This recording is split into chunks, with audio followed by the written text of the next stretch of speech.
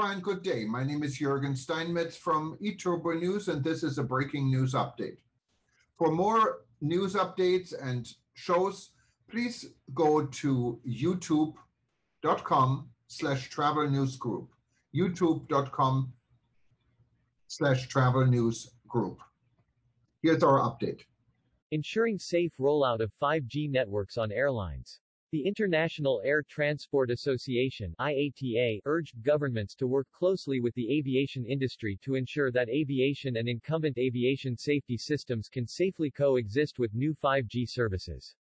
While IATA recognizes the economic importance of making spectrum available to support next-generation commercial wireless telecommunications, maintaining current levels of safety of passengers, flight crews, and aircraft must continue to be one of the government's highest priorities.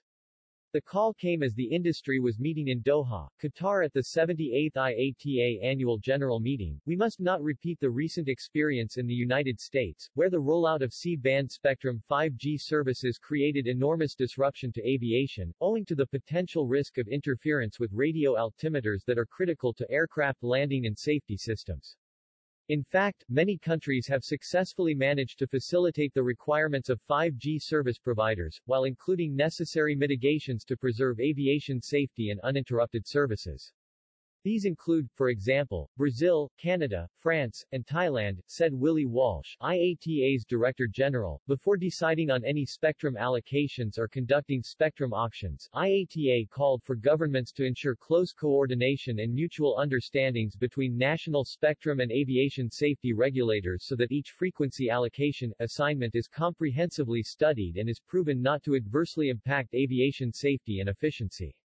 Robust testing and coordination with aviation subject matter experts is critically important in providing necessary information.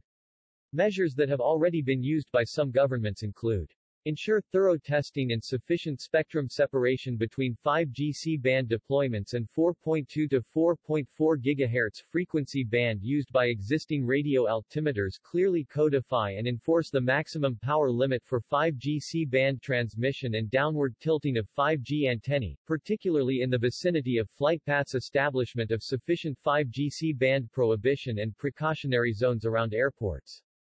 IATA noted that airlines operating to, from and within the U.S. continue to contend with the effects of the rollout of 5G, including a pending airworthiness directive from the Federal Aviation Administration requiring them to retrofit, upgrade radio altimeters at their own expense to enable the respective aircraft to continue to utilize Cat-2 and Cat-3 low-visibility approaches at many U.S. airports where 5G C-band service is currently or will be deployed in future.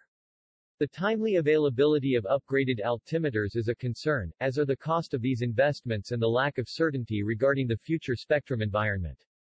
Furthermore, 19 additional telecommunications companies are scheduled to deploy 5G networks by December 2023. FAA's unilateral decision to require airlines to replace or upgrade their existing radio altimeters, which are approved by both the FAA and the U.S. Federal Communications Commission, by July 2023 is deeply disappointing and unrealistic. The FAA has not even approved or certified all the safety solutions that it will require, nor have systems providers been able to say with certainty when the equipment will be available for much of the fleet. So how can there be any confidence in the timeline? Furthermore, FAA can provide no guarantee that airlines will not have to carry out further upgrades to radio altimeters as even more powerful 5G networks are deployed in the near future. Safety is our highest priority, but it cannot be achieved with this rushed approach. The FAA needs to continue working with all stakeholders collaboratively and transparently, including the FCC and the telecom sector, to define solutions and deadlines that reflect reality, said Walsh. The International Civil Aviation Organization (ICAO) and the International Telecommunications Union (ITU) both have recognized and reminded their member states and administrations of the importance of ensuring that existing aviation systems and services are free from harmful interference, too. This will become even more critical as more and more spectrum is being allocated to new generation telecommunication services.